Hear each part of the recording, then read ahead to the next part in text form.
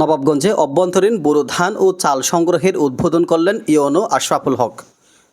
দিনাজপুরের নবাবগঞ্জ থেকে অলিউর রহমান মিরাজের পাঠানো তথ্যে বিস্তারিত। দিনাজপুরের নবাবগঞ্জ উপজেলায় অভ্যন্তরীণ বোরো ধান ও চাল সংগ্রহের অভিযান শুরু হয়েছে। সোমবার ২৭ এপ্রিল বিকেলে উপজেলার ভাদুরিয়া খাদ্য গুদামে আনুষ্ঠানিকভাবে এই কার্যক্রমের উদ্বোধন করেন উপজেলা নির্বাহী কর্মকর্তা মোহাম্মদ আশরাফুল হক।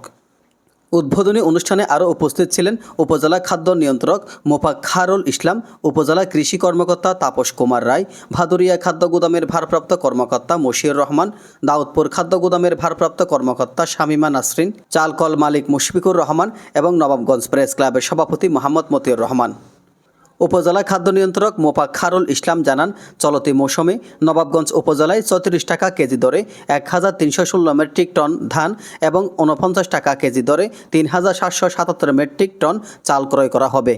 উদ্বোধনী দিনে মেসার্স মাসহুদা অটো রাইস মিলের মালিক মুশফিকুর রহমানের কাছ থেকে ১৮ মেট্রিক টন চাল সংগ্রহের মাধ্যমে আনুষ্ঠানিক সংগ্রহ কার্যক্রম শুরু হয়।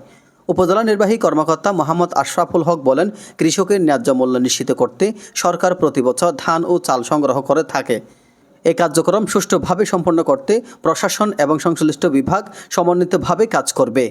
এজান নিজামুদ্দিন, ডেস্ক রিপোর্ট।